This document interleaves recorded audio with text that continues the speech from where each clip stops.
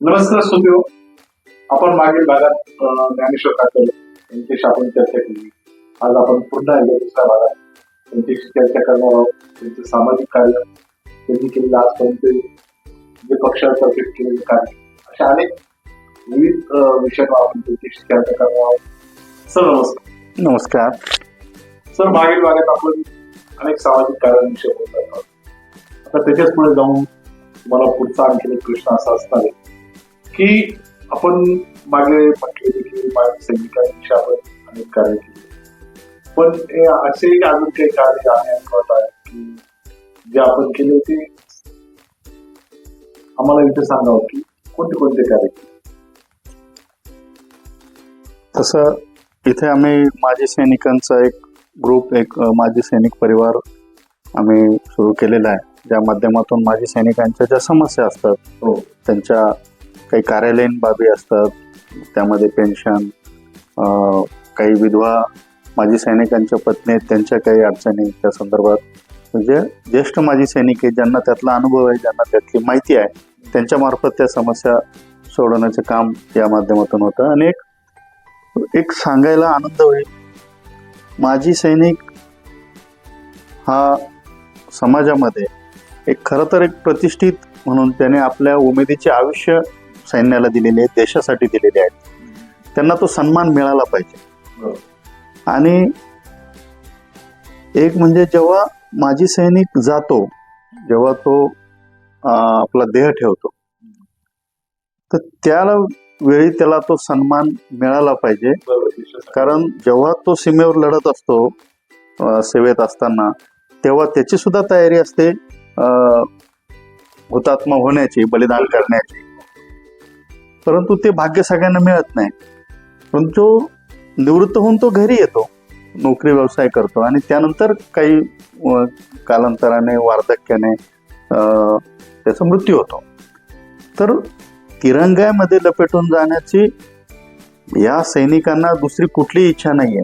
त्यांची एकच इच्छा असते की तिरंग्यामध्ये लपेटून आपण जावं, हे जग सोडताना तिरंग्यातून आपण जावं, तिरंगा ओढून जावं.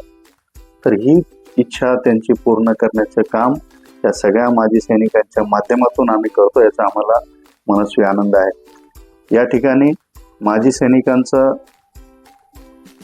मृत्यू झाला तर त्यामध्ये तिरंगा ठेवून त्यांना शोक परेड करून अखेरची सलामी देऊन माजी सैनिक ती सलामी देतात, आणि तो तिरंगा त्या माजी सैनिकाच्या पत्नीकडे, त्यांच्या कुटुंबियांकडे तो तिरंगा सन्मानाने सोपवला जातो. खरं तर हा एक सन्मान आहे, ते बघण्यासाठी तो नाही आहे, परंतु ही एकच इच्छा त्याची समाजाकडून असते, आणि ती पूर्ण करण्याचं काम ह्या सगळ्या माजी सैनिकांच्या माध्यमातून आम्ही करतो. याचा एक आनंद आहे. आणि हे नाशिक जिल्ह्यामध्ये याची सुरुवात आपण मखमलातमध्ये केलेली आहे. तर आपण अनेक शिबिर, रक्तदान शिबिर घेतले, नेत्र शिबिर घेतले.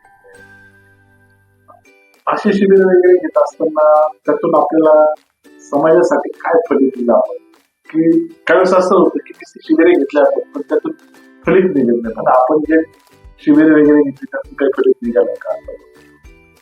आजवर अनेक आरोग्य शिबिरे घेतली, खरं तर 94 पासून.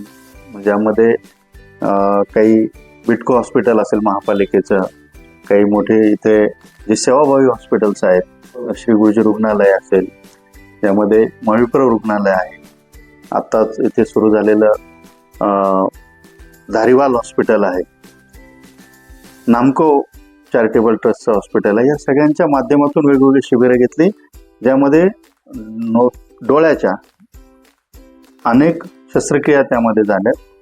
काही हृदयाच्या शस्त्रक्रिया तपासल्यानंतर काही रुग्णांना लक्षात आलं की आपल्याला त्रास होतो, किंवा डॉक्टरांनी काही त्यांना पुढच्या चाचण्या करायला सांगितल्या, आणि त्यातून त्यांचा तो आजार आहे त्याचं गांभीर्य लक्षात आलं, आणि त्यानंतर त्यांच्या शस्त्रक्रिया झाल्या. जर कदाचित शिबिर नसतं तर त्यांनी त्याकडे दुर्लक्ष केलं असतं. तर या शिबिराचा अशा पद्धतीने अनेकांना लाभ झालेला आहे. आपण त्यावेळेस काही मित्र शिबिर झाले किंवा काही शस्त्रक्रिया म्हणतात, असं काही झाले का? डोळ्याचे शस्त्रक्रिया झालेल्या आहेत, ज्यामध्ये मोफत शस्त्रक्रिया झाल्यात. चष्मे वाटप आता होणार आहे, त्यासाठी त्याची तपासणी झाली आहे. लवकरच ते चष्मा वाटप पण होईल. आणि इतरही अनेक काही जनरल सर्जरीज झालेल्या आहेत. आणि यामध्ये आयुष्यमान कार्ड असेल, आयुष्यमान योजना, आभा कार्ड आहे. त्याचप्रमाणे वयोवंदना, वयोश्री कार्ड हे सुद्धा ज्येष्ठांना वितरित करणे, त्यांना काढून देण्यासाठी मदत करण्याचं काम आम्ही सहकाऱ्यांच्या माध्यमातून केलेलं आहे. आशा सेविकांच्या माध्यमातून या ठिकाणी अनेकांना हा लाभ मिळवून दिलेला आहे. नगरसेवक म्हटला की लोकांना अपेक्षा असते का आमच्यासाठी तुम्ही काय काय, हा एक सर्वात मोठा प्रश्न असतो. प्रत्येक जण तेच पाहत असतो. तर तुम्ही जर निवडणूक लढवल्यानंतर निवडून आला तर लोकांच्या समस्या तुम्ही काय सोडवता? कोणत्या समस्या आपल्या समोर अशा आहेत की त्या मला करायच्या, माझ्या प्रभागामध्ये मला करायच्या? खरं तर प्रत्येकजण काही आश्वासनं देणार आहे. लोकांच्या अपेक्षाही आहेत. रस्ता, लाईट, पाणी, स्वच्छता या सगळ्या या समस्या आहेत, ह्या होणारच आहेत. ह्या कराव्या लागतात आणि त्या केल्या पाहिजे. ह्या दूर होतीलच. परंतु त्याच्या पलीकडे जाऊन नगरसेवक हा दुवा आहे. जनता आणि अधिकारी, प्रशासन यांच्यामधला नगरसेवक हा दुवा आहे. अनेक अडचणी अशा असतात, अनेक समस्या अशा असतात की ज्याला शासकीय पातळीवर, प्रशासकीय पातळीवरती त्या सुटू शकत नाही. त्यामध्ये अनेक काही अडचणी, तांत्रिक अडचणी असतात. त्या सोडवण्याचं, त्यावर मार्ग काढण्याचं काम लोकप्रतिनिधीचं आहे. तर आणि त्याच्या पुढे जाऊन प्रशासनाला सल्ला देण्याचं एक काम हे नगरसेवकाचं आहे किंवा लोकप्रतिनिधीचं आहे. उदाहरणार्थ, एकच रस्ता वेगवेगळ्या कारणासाठी खोदला जातो. मग तो गटारीसाठी असेल, तो पाणी पुरवठ्यासाठी असेल, तो लाईटसाठी असेल. तो वारंवार हे होऊ नये ह्यासाठी लोकप्रतिनिधीचं काम आहे की प्रशासनाला याबाबत सल्ला देणं, एका अर्थाने मार्गदर्शन करणं. मुळे हे सगळं आपण केलं पाहिजे, करणार आहोत. सर, आपण समस्या आपल्याला तर जाणीव आहेच, परंतु आता नगरसेवक निवडणूक येते, महानगरपालिकेची निवडणूक येते, याबद्दल आपण आपल्या प्रभागातील नागरिकांना काय सांगाल, मतदारांना काय सांगू इच्छितात? मतदारांना एकच गोष्ट सांगेल की आपण एक 25-50 रुपयाचा भाजीपाला घेताना आपण निवडून घेतो.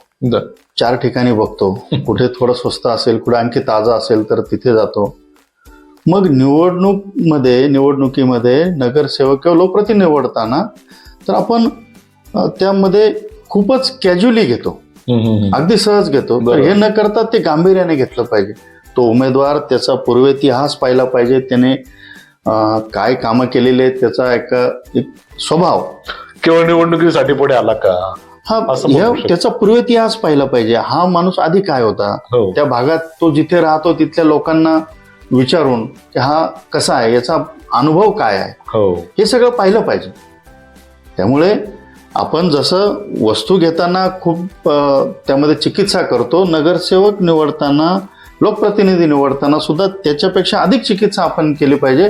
कारण त्याच्या हातात 5 वर्ष आपण आपलं भवितव्य देत असतो. सर, आपल्याला जी आपल्या प्रभागाची म्हणजे प्रभाग 6 मखमलवाद येथील जी जाणीव आहे आणि त्याचबरोबर आपण जे मतदारांना, आपल्या नागरिकांना जे आव्हान केले, त्या आव्हानाला माझ्या मते मखमलवादवासी आणि प्रभाग मधील मतदार हे नक्कीच प्रतिसाद देतील. अनेक चांगला नगरसेवक निवडून देण्याचा ते प्रयत्न करतील असं मला आपल्या या मुलाखतीद्वारे वाटतं. आज आपण आमच्याशी जोडले गेलात त्याबद्दल धन्यवाद.